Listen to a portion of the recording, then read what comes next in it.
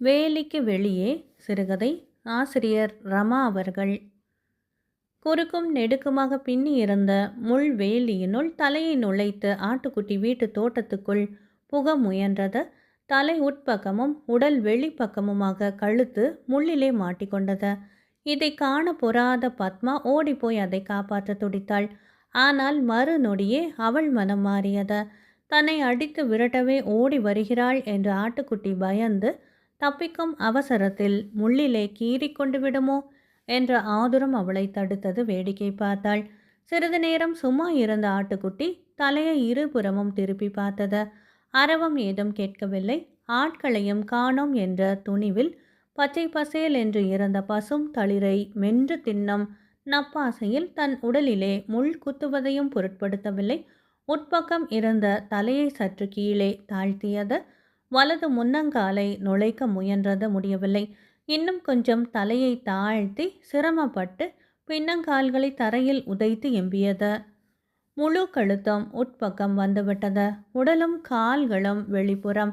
வெகு சுலபமாக முதலிலே முன்னங்கால்களையும் பின்பு பின்னங்கால்களையும் இழுத்து கொண்டு விட்டது. தொப்பென புல்லில் விழுந்த மறு வினாடியே சுதாகரித்து எழுந்துவிட்டது.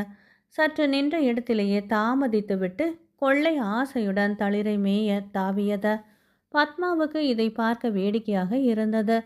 சின்னஞ்சிறு ஆட்டுக்குட்டி எத்தனை பிடிவாதத்துடன் காயங்களையும் பொருட்படுத்தாமல் முயற்சி செய்து வெற்றி பெற்றுவிட்டது. பிறர் வீட்டு தோட்டத்தில் மேய்வது தவறு என்ற சட்ட ஞானம் அதற்கு தெரியாது. யாதும் ஊரே யாவரும் கேளீர், எதிரே பசுமை, அது போதும் அதற்கு. கொஞ்சம் கூட பயமோ பதட்டமோ இல்லாமல் ஆசை தீர மேய்கிறது. பசும் தளிரும் அதற்காகவே காத்து இருந்தது போல தடை சொல்லாமல் இரையாகிறது. நன்னா இருக்குடி, ஆடு மேயறத வேடிக்கை பார்க்குற அழகு. கல் எடுத்து அடித்து விரட்டாம கல்லு பிள்ளையார் மாதிரி உட்கார்ந்துருக்கிறியேடி. தாயின் குரல் கேட்ட பத்மா சிரித்து கொண்டு எழுந்து ஆட்டுக்குட்டியை விரட்டினாள். அது தோட்டத்துக்குள்ளேயே பாய்ந்து பாய்ந்து ஓடியது. அதற்கு வெளியே போக தெரியவில்லை. நாலாபுறமும் வேலி. பத்மா பரிவுடன் அதை வந்த நுழைவாயில் பக்கமாக விரட்டினாள். சிறிது சிரமப்பட்டாலும் ஆட்டுக்குட்டி அதிலே நுழைந்து வெளியேறிவிட்டது. அதற்கு என்ன திமிரு! வெளியேறியதும் ஓட்டமோ பதட்டமோ இல்லாமல் அழகு நடை பயில்கிறது. வேலிக்கு உட்பக்கம் பத்மா, வெளிப்புறம் ஆட்டுக்குட்டி. அதை இப்போது விடுதலை பெற்றுவிட்டது. மாட்டிக்கொண்டிருப்பது பத்மாதான். இந்த கற்பனை மனதில் எழுந்ததும் பத்மா வாய்விட்டு சிரித்தாள். வர வர உனக்கு புத்தியே கெட்டுப்போச்சு. பைத்தியம் மாதிரி தனக்குத்தானே சிரிச்சுண்டு வாடி உள்ள. அம்மா அத்துமீறி உள்ளே நுழைந்த ஆடு நம்ம எல்லையை தாண்டியதும் ராஜநடை போடுறத பார்த்தியா? அதை பார்த்ததும் எனக்கு அந்த கடங்காரன் ஞாபகம் வந்துடுத்தோ. ஏம்மா, தப்பு பண்ணினவனே பயப்படாத போது நாம ஏன் பயந்து ஒழியனாம்? அவன் ஆம்பளை, நீ பொம்பளை, அதுதான் காரணம். வாயாடினது போதும், போய் வேலையை பாரடி. மூட்டையிலிருந்து அரைப்படி அரிசியை எடுத்து வைத்து கொண்டாள் பத்மா. கல் பொறுக்கி சுத்தம் செய்ய. அப்பப்பா, எத்தனை சொக்கான், குட்டி குட்டியாக புழு. அம்மா, முதல்ல அரிசி மூட்டையை காத்தே இல்லாத ஸ்டோர் ரூம்லேருந்து ஹாலில் இழுத்து போடணும். எக்கச்சக்கமான சொக்கானும் புழுவுமா போச்சு அரிசி. சரிவா, ஒரு கைப்பிடி மூட்டையை இழுத்து போடலாம். அம்மா, காற்றோட்டமாக இருந்தால் அரிசி புழுக்காது. மனசும் புழுங்கிறது இல்லையா? என்னை ஏன் அம்மா வீட்டுக்குள்ளேயே பூட்டி வச்சிருக்க? நன்னா இருக்குடி உதாரணம். காற்றோட்டம் வேணும்னு அரிசியை ஹாலில் போட்ட மாதிரி பணப்பெட்டிக்கும் நகை நட்டுக்கும் கூட காற்று வேணும்னு நடுத்தருவில் இறைச்சிட்டு வாயேன். நான் என்ன பணப்பெட்டியா நகை நட்டா? அது திருட்டு போச்சுன்னா சம்பாதிச்சுக்கலாம்.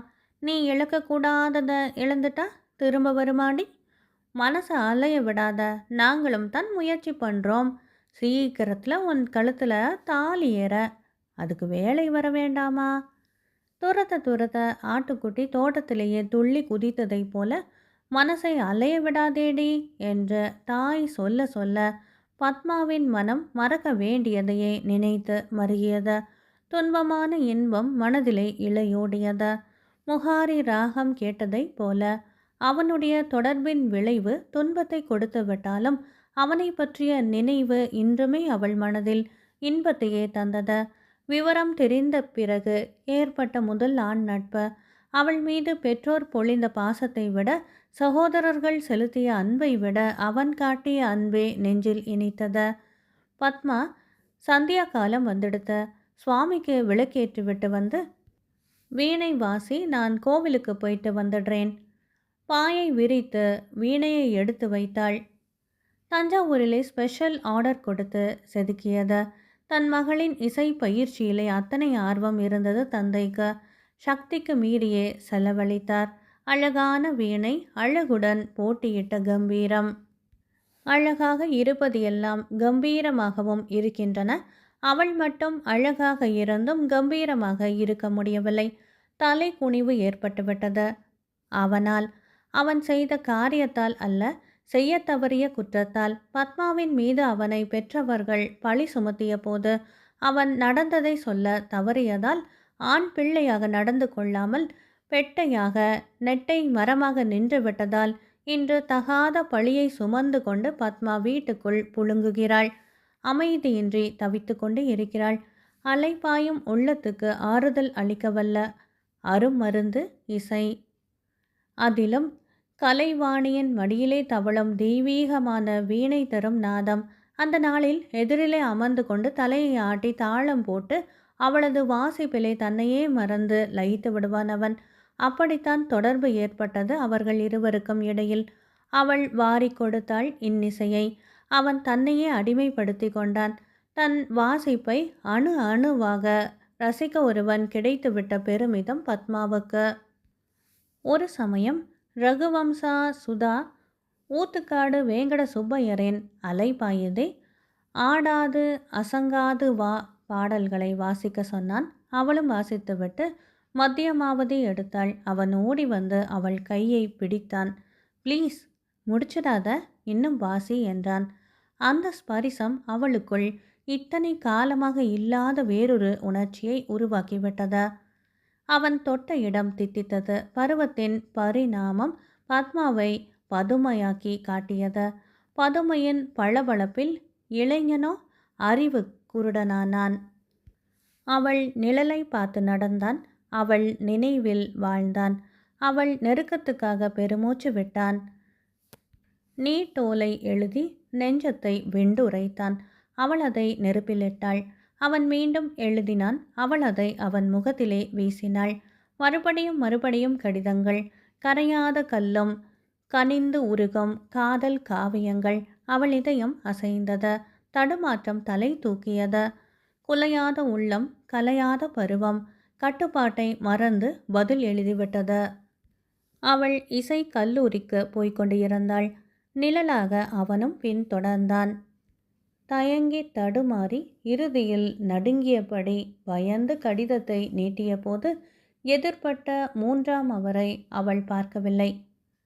அவன் பார்த்துவிட்டான். பயந்து போய் அவன் கடிதத்தை வாங்கி கொள்ளவில்லை. அவள் கையிலிருந்து விடுபட்ட கடிதம் காற்றிலே பறந்து அந்த அந்நியரின் காலடியில் விழுந்தது. அவர் அதை எடுத்து கொண்டு போய்விட்டார். மறுநாளே அமர்க்களம். ஊரையே கூட்டிவிட்டாள் அவன் தாய். என் பிள்ளை டாக்டருக்கு படிக்கிறான், லட்சணமாக இருக்கிறான், ₹1,00,000 சொத்துக்கு ஒரே வாரிசு. தவச மந்திரம் ஓதி தெரு தெருவா அலையறவன் பொண்ணுக்கு என்ன தைரியம் இருந்தா இப்படி என் பிள்ளைக்கு காதல் கடிதாசி எழுதுவா? அந்த தைரியம் அவளுக்கு கொடுத்தது யாரு? அவளை பெத்தவங்க. அவங்க தரித்திரம் விடிய பணக்கார பையனுக்கு காதல் கடிதாசி எழுதி மயக்கும்படி அவளை தூண்டிவிட்டிருக்காங்க. அவனுடைய தந்தையோ பத்மாவின் வீட்டு படியேறி வந்து தன் பணத்தையும் அந்தஸ்தையும் ஞாபகப்படுத்தி எச்சரித்து விட்டு போனார். பத்மாவின் பெற்றோருக்கு பதில் பேச வழியே இல்லாமல் போய்விட்டது. ஊராரும் பத்மா செய்ததுதான் தவறு என்று முடிவு கட்டி தூற்றினார்கள். பத்மாவின் வருத்தமெல்லாம் அவன் வாய் திறந்து எதுவுமே பேசவில்லையே என்பதுதான். கன்னி பெண்ணுக்கு களங்கம் கற்பிக்கப்படும் பொழுதும் கூட நடந்ததை கூற அவன் முன்வரவில்லை என்றால் மனிதனா அவன்? அவனாகவே வீட்டுக்குள் வந்தான். வீணை இசையிலே தன்னை மறந்தான். அவளோடு இணைத்து வாழ ஆசைப்பட்டு பல கடிதங்கள் எழுதினான். அந்த கடிதங்கள் யார் கண்களிலாவது தென்பட்டுவிட்டால் தனக்கு களங்கம் ஏற்பட்டு விடுமோ என்ற பயத்திலே அவற்றை எரித்தாள். ஒன்று கூட விடாமல் தீக்கிரையாக்கினாள். அந்த செய்கையை இப்போது அவள் மீது களங்கம் ஏற்பட சாதகமாகிவிட்டது. பத்மாவின் அப்பா மானஸ்தர் அவதூறும் ஏச்சும் பேச்சும் எழுந்தபோது ஸ்தம்பித்த நிலையில் வாயடைத்து போனவர்தாம் இன்னமும் ஊமையாகவே இருக்கிறார். பத்மாவிடம் பேசுவதையே நிறுத்திவிட்டார். அவன் வசிக்கும் தெருவில் இருந்த 4-5 உபாத்தியாயங்களையும் அந்த தெரு பக்கமே போக கூச்சப்பட்டு கொண்டு நிறுத்தி கொண்டு விட்டார். அவருடைய பூர்வீக சொத்தான அந்த வீட்டையும் விற்று பணமாக்கி அவள் திருமணத்தை உடனடியாக முடிக்க அலையாக அலைகிறார்.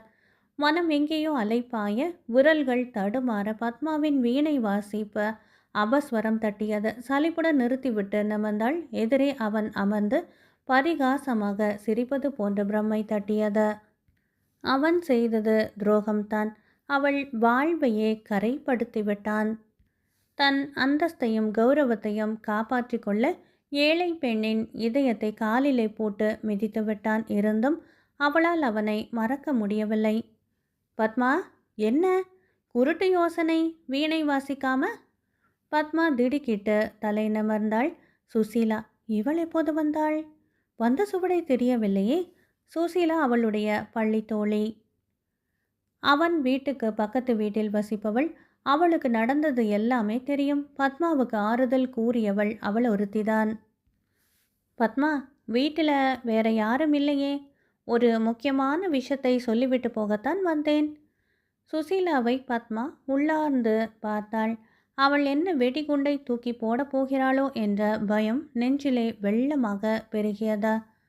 பத்மா, நேற்றுக்கு சாயங்காலம் அவன் வீட்டுக்கு யாரோ சில புது மனுஷாலாம் வந்திருந்தா.